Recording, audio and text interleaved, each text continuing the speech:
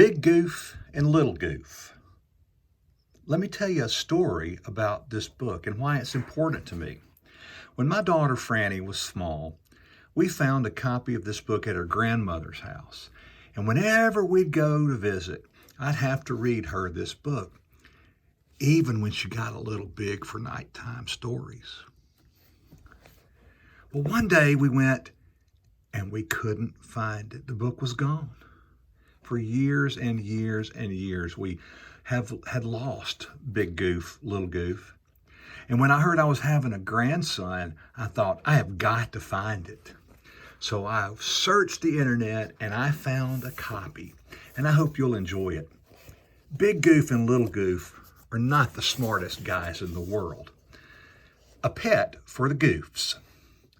Big Goof and Little Goof lived together. Sometimes they got everything all mixed up. They were pretty goofy.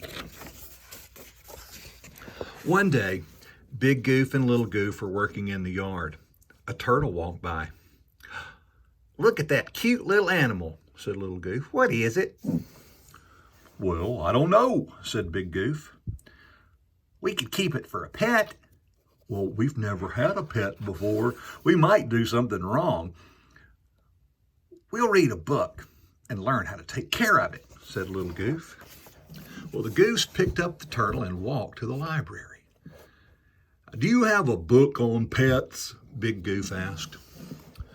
The librarian showed the goofs a whole shelf of books about pets. Big Goof picked one out. It was called Our Friend the Dog. "Dogs have 4 feet," read Big Goof. "1, 2, 3, 4, counted Little Goof. "Our pet has 4 feet. He is a dog." "A dog wags its tail when he's happy." "Our dog has a tail, but he's not wagging it. He must be sad," said Little Goof.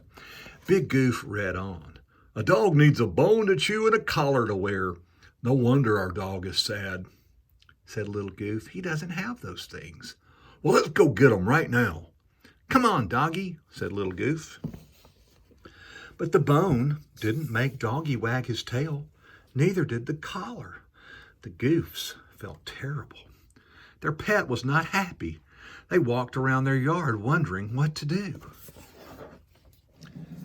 When they passed the pond, Doggy jumped in and swam around. As he swam, his tail moved back and forth. Look at his tail," cried Big Goof. "He must be a water dog," said Little Goof. "He's happy when he's swimming." Now, when the weather is nice, the goofs take their dog for a swim in the pond. And when it's too cold or rainy to go out, Doggy swims in the bathtub. "We learned something, Little Goof.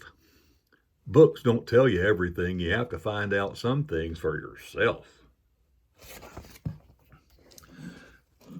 A change of seasons. One summer evening, Little Goof wanted to draw, but he couldn't find any paper. He tore some pages off the calendar and drew pictures on the back. The next morning, Big Goof looked at the calendar. "It's winter already," he said. "How time flies." Big Goof got ready to go out. He put on his warm coat. He put on his warm hat, his scarf, and his mittens. Then he got his ice skates and opened the door. Just then, Little Goof woke up. "Wait for me. I love to go ice skating." Little Goof put on his warm clothes too and got his skates, and the two goofs walked down to the pond. Doggy was swimming happily. See, there's Doggy. "The ice is very soft this year. It won't be easy to skate," said Big Goof. "We should go swimming instead," said Little Goof. "Won't we be cold?" said Big Goof. "You have to be brave," said Little Goof. "Don't be a chicken." The Goofs were very brave. They took off their winter clothes and jumped in. They swam for a long time. It was fun. Then they went inside. "We could catch cold swimming in December," said Big Goof. So they had hot chocolate and sat by the fire to warm up. It's one thing to be brave, Big Goof said, but we must not be foolish. Bigger and smaller. One night, Big Goof and Little Goof were watching TV. The TV lady said, "If you do not get enough sleep, you will get sick." "Oh no," said Big Goof. "Look how late it is." "We'd better go to bed right away," said Little Goof. The two goofs were in a big hurry. So they took off their shoes, they took off their pants, and they took off their shirts, and they threw their clothes all over the place. Very early the next morning, while it was still dark, a car honked outside. The goofs woke up. They were so sleepy they could hardly open their eyes. They found clothes and began to put them on. Big Goof looked down. I must be getting bigger," he cried. "I'm too big for my clothes." "Look at me," cried Little Goof. "I'm getting smaller. I'm too small for my clothes." "This is terrible," said Big Goof. "I was already big." "And I was already little," said Little Goof. I'll be too big to sit in my chair," said Big Goof. "And I'll be too little to sit in mine," said Little Goof. "And we'll get tired from standing up all the time." "I'll be too big to fit in the bathtub," said Big Goof. "And I'll be so little I might go down the drain," said Little Goof. "We'll be dirty from never taking a bath." The TV lady was right. We did not get enough sleep and we got sick. I got getting bigger sickness. And I got getting smaller sickness. If we're sick, we ought to be in bed.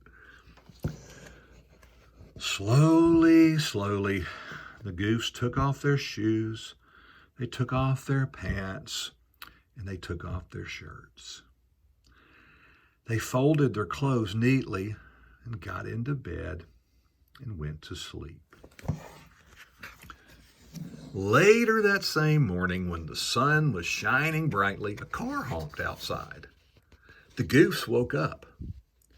This time, they weren't sleepy. Their eyes were wide open. They put on their clothes the right way. "Look what happened," said Little Goof. "That TV lady sure was smart. All that sleep made us the right size again," said Big Goof.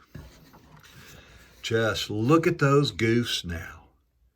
Isn't it wonderful to see them all better and back to normal? The end.